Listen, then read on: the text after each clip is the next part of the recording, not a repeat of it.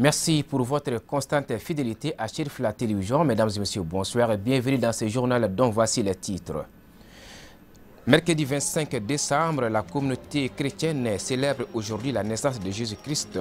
La fête a été marquée par la messe traditionnelle officiée par le cardinal Jean Zerbo à l'archevêque de Bamako. C'était à la cathédrale Notre-Dame de Bamako. Sécurité routière, il en a été question lors d'une rencontre d'échange et de sensibilisation entre l'Agence nationale de la sécurité routière et la sous-préfecture de la commune rurale de Kalabankourou.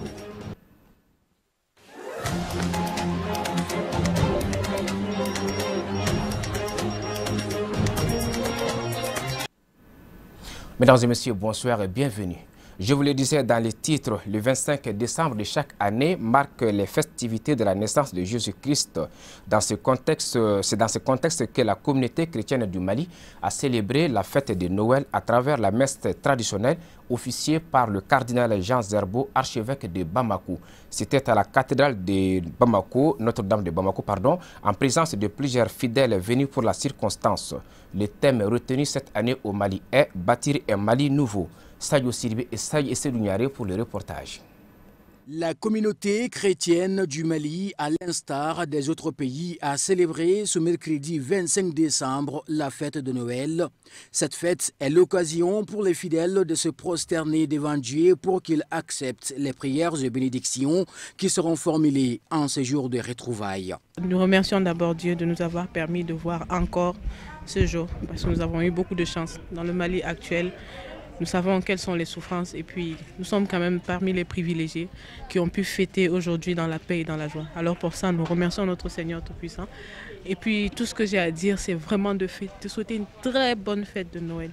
La paix, surtout la paix du cœur, la joie du cœur, surtout à ceux qui actuellement ne sont pas dans les mêmes dispositions que nous, ceux qui ont perdu un enfant, un parent. Dans la situation actuelle du Mali que nous vivons, j'aimerais surtout leur souhaiter la joie et la paix, que le Seigneur Jésus qui vient soit leur consolateur. Dans son exposé, le cardinal Jean Zerbo a souligné l'importance de la fête de Noël, marquant la naissance de Jésus-Christ, célébrée le 25 décembre de chaque année, partout dans le monde.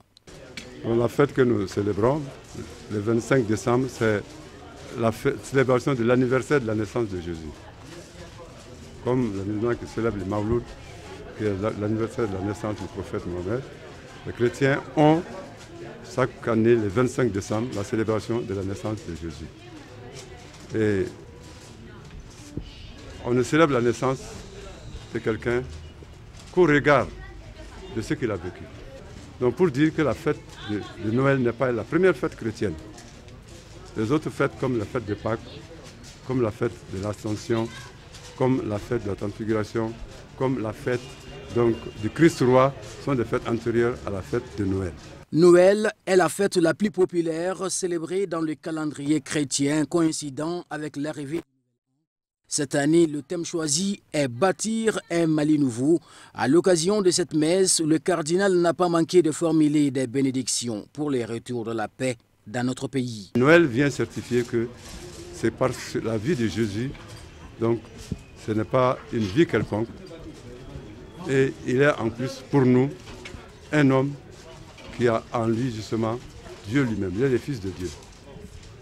C'est ça le sens de Noël. Dieu avec nous. Et si nous célébrons cette fête, chaque année à cette date, c'est pour que chaque chrétien se prépare à entrer dans la nouvelle année en ayant comme entraîneur de sa vie matériel et spirituel Jésus. Si vous prenez le calendrier, on commence le temps de l'Avent, le temps de Noël, et on finit souvent au mois de novembre, fin novembre, par la fête du Christ roi, le pèlerinage national. Alors pour Noël cette année, la signification et le sens que nous lui donnons, c'est la requête de la paix. Malion bébé kuma kelen fo ni watina, fɛn kuma fɔra ko Ala ka jamana basigi.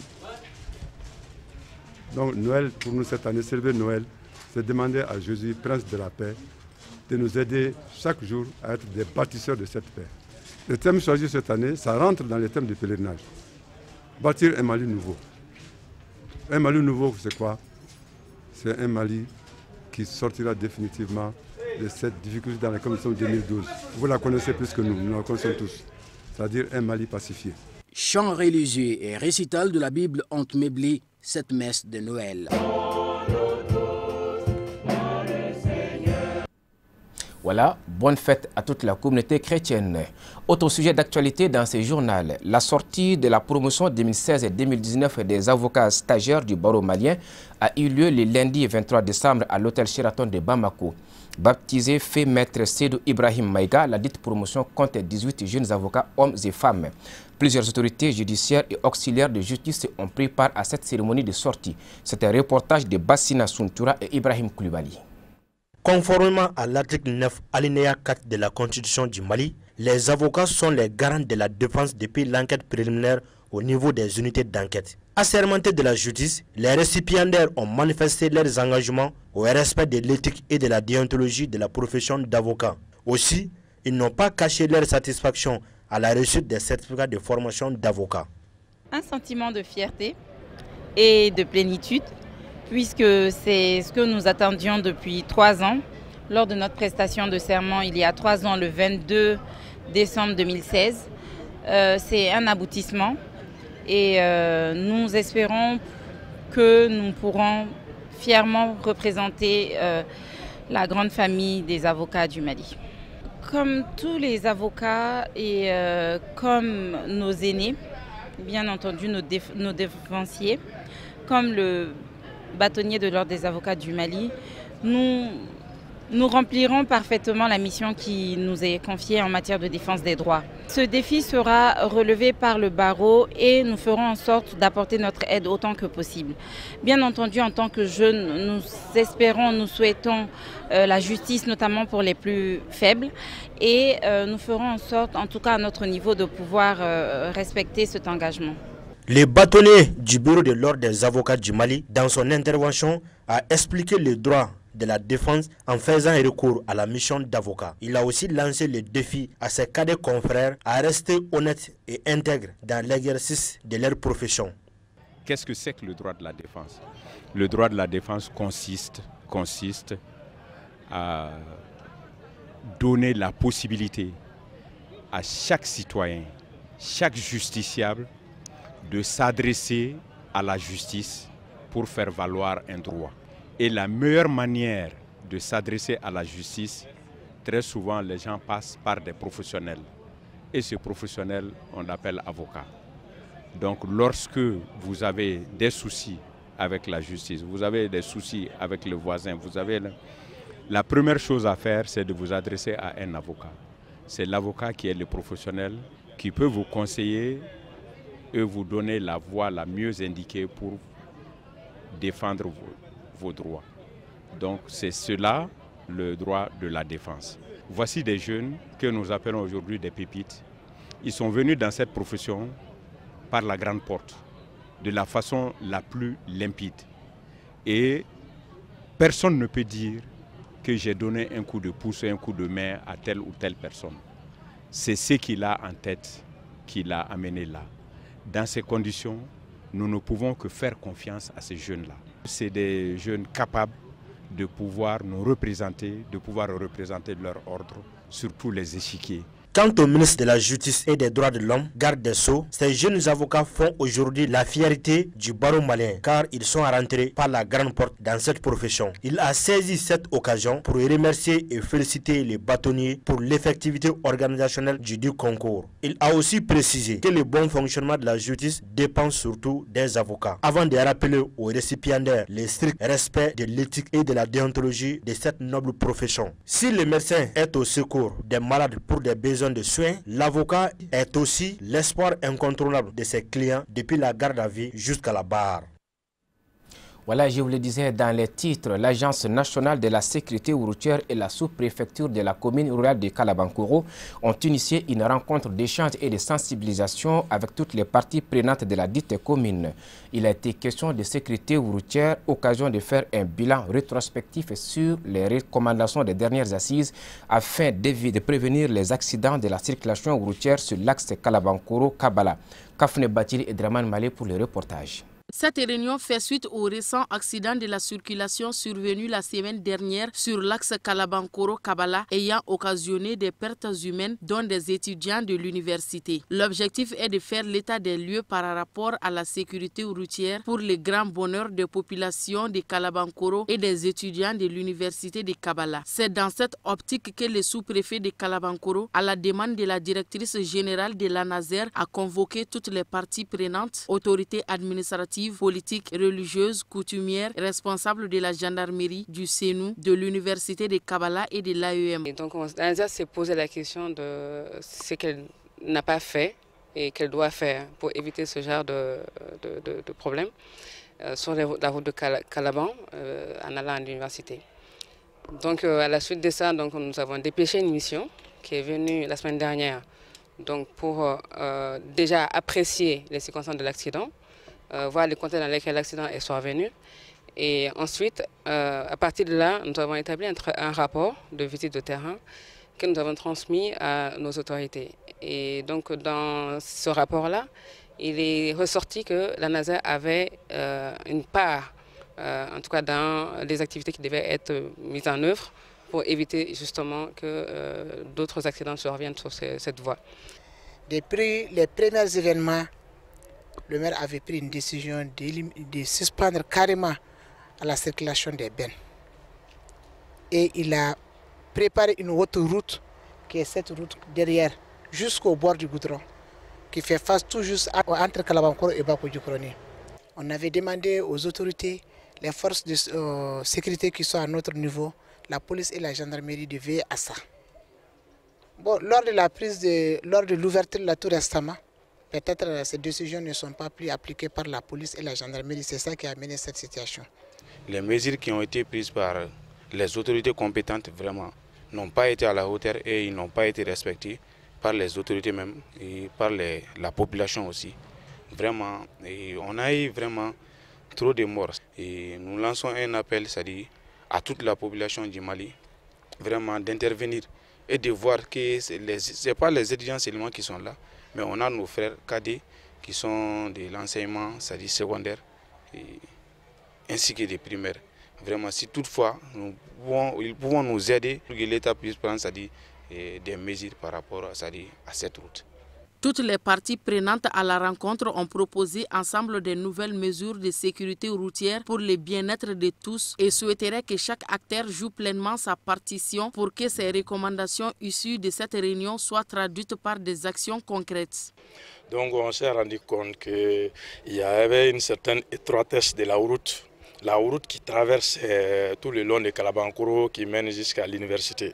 Il y a un problème par rapport à ces infrastructures, il y a un problème par rapport à la piste cyclable parce que les vendeurs, les vendeuses qui s'asseyent pour y exercer leur négoce, donc il y a un problème. Donc c'est pourquoi à chaque partie prenante, que ce soit l'ANASER, que ce soit la mairie, que ce soit la gendarmerie, la police, et même au niveau des autorités coutumières administratives, il a été instruit à chaque partie de veiller à l'exécution correcte par rapport à la tâche qui lui sera confiée. Une minute de silence a été observée en hommage à la mémoire des victimes des accidents de circulation sur l'axe Kalabankoro-Kabala. Le siège de l'ONG Al-Farouk a servi de cadre pour la cérémonie de remise des projets aux 15 lauréats du concours de financement des jeunes porteurs de projets d'embauche dans le district de Bamako et environ. Les travaux de ce rêve devenus une réalité grâce au partenariat fécond entre l'ONG Al-Farouk et l'ANPE se sont déroulés hier mardi 24 décembre en présence du directeur général de l'ONG Al-Farouk et celui de l'ANPE. Tata Touré et Baba Keita pour le reportage. Cette remise de fonds de déroulement des projets à ces lauréats porteurs de projets d'embauche marque le début d'un processus d'insertion auto-emploi. Ce geste est purement humanitaire qui permettra aux bénéficiaires de se créer des sources de revenus et le fruit d'un partenariat entre l'ONG Al-Farouk et la NPE. Travailler avec nos frères l'ANPE qui a été toujours aux côtés les Maliens pour faire un projet conjoint entre nous qui va faire la formation et la fonction et le début de travail de nos frères qui vont évoluer dans le domaine de l'embauche, pour les former et les financer pour travailler dans ce domaine. Le directeur général de l'ONG Al-Farouk s'est réjoui de la réussite de ce partenariat entre sa structure et la NPE. Il a par ailleurs salué la bonne volonté de l'État à soutenir les initiatives du genre avant d'inviter les bénéficiaires à faire preuve de détermination. Donc aujourd'hui, c'était le lancement, après la formation et les fonds de roulement de nos frères qui ont bénéficié d'une formation d'une semaine à peu près,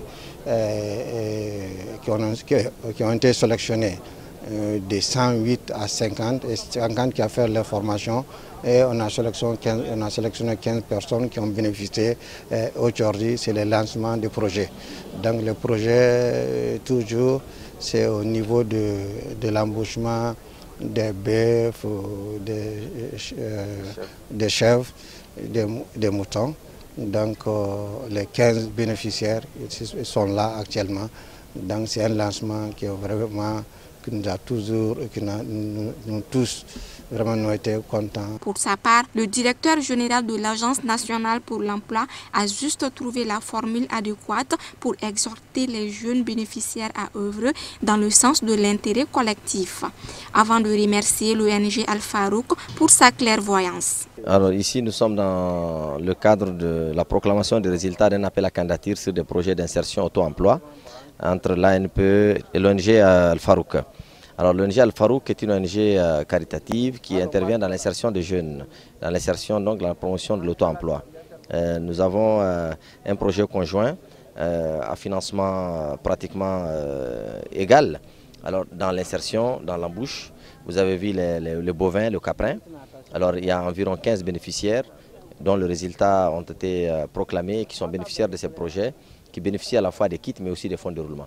Et voilà donc l'objet de notre présence, et je voudrais lancer un appel à l'ensemble des promoteurs de projets de rester très collés à la réglementation, de créer plus de formels, de créer des emplois formels stables, mais aussi de s'approprier les outils ici de l'ensemble de la formation qui a été donnée par le projet conjoint Al-Farouk ANPE en termes de gestion de projet, en termes d'élaboration des comptes de gestion, en termes également de plans d'investissement pour que leur projet puisse réussir et être réellement un facteur clé de succès. Après la réception d'attestations de participation et des enveloppes de fonds de déroulement des projets, certains bénéficiaires ont également reçu des vaches et des moutons pour dire ainsi que c'est parti pour l'insertion auto-emploi. Voilà, c'est ce qui nous amène à l'international pour voir ce qui fait l'essentiel de l'actualité internationale en bref et en images, commenté par Amadou Diarra.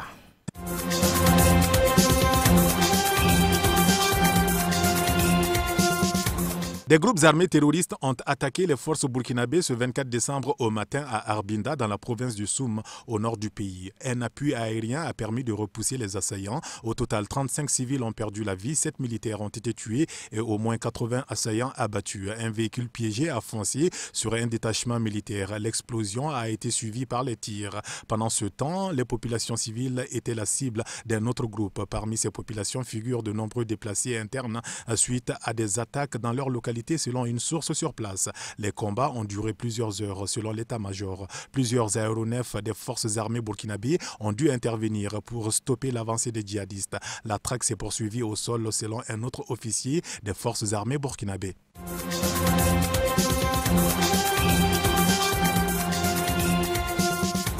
La cérémonie de funérailles du puissant général Ahmed Gaïssala, véritable homme fort de l'Algérie depuis la démission du président Bouteflika, a débuté ce mercredi 25 décembre avec l'arrivée de sa dépouille au Palais du Peuple, selon les images diffusées par la télévision publique. Le cercueil en bois du défunt, décédé lundi d'une crise cardiaque à l'âge de 79 ans, est arrivé vers 6h30 GMT au Palais du Peuple, recouvert du drapeau national et porté par plusieurs officiers marchant au pas afin de permettre aux Algériens de lui rendre un dernier hommage.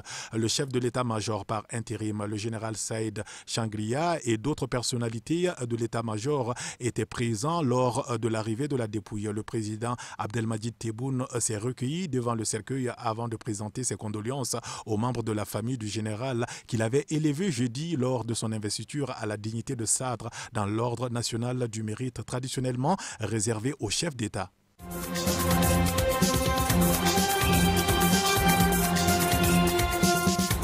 Direction à présent la RDC, embarras au sein de la coalition Lamouka qui réunit les poids lourds de l'opposition congolaise après les propos polémiques de l'ancien Premier ministre Adolphe Muzito sur le Rwanda.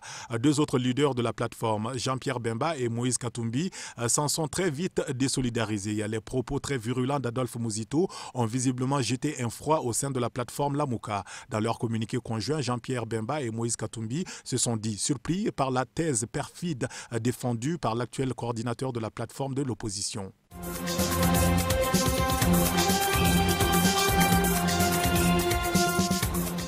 Ce mardi 24 décembre au soir, 15 proches de Guillaume Soro ont été transférés à la MACA, la maison d'arrêt et de correction d'Abidjan, en Côte d'Ivoire, après avoir été présentés au procureur de la République. L'ancien Premier ministre, lui, continue de crier au complot depuis l'Europe. Guillaume Soro persiste et signe. On lui a interdit de rentrer en Côte d'Ivoire. Dans un message publié sur Facebook, l'ancien président de l'Assemblée nationale, candidat à la présidentielle de 2020, parle de décisions arbitraires de la part du pouvoir en place. Il affirme également que cette dérive autoritaire est digne des pires régimes dictatoriaux.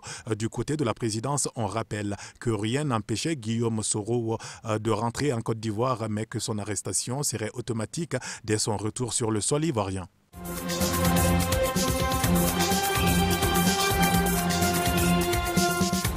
La tradition chrétienne situe à Bethléem la naissance de Jésus-Christ célébrée en cette période de Noël. Une fête célébrée également par de nombreux musulmans dans cette ville de Cisjordanie, parfois avec des pèlerins chrétiens. Comme chaque année, à Bethléem, la messe de minuit a rassemblé des dirigeants palestiniens, des diplomates et des journalistes de nombreux pays. Au cours de cette cérémonie, le patriarche latin de Jérusalem a lancé un appel à la tolérance. Il a également livré sa vision des affaires du monde et plus spécifiquement des troubles de la région. Dans son homélie, Monseigneur Pisabella a appelé le monde à adopter ce qu'il appelle le style de Bethléem, c'est-à-dire sentir comme sien le destin de tout homme. Ce style manque en terre sainte, a-t-il ajouté.